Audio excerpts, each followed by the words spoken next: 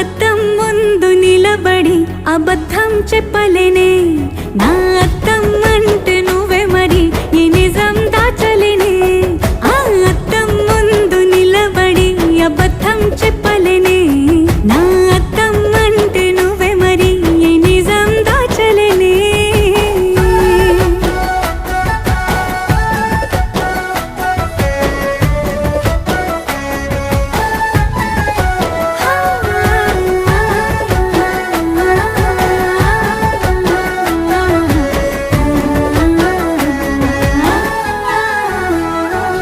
నీకు నచ్చిన సంగీతం ఏంటి? నీ చెప్పుల సవ్వడి.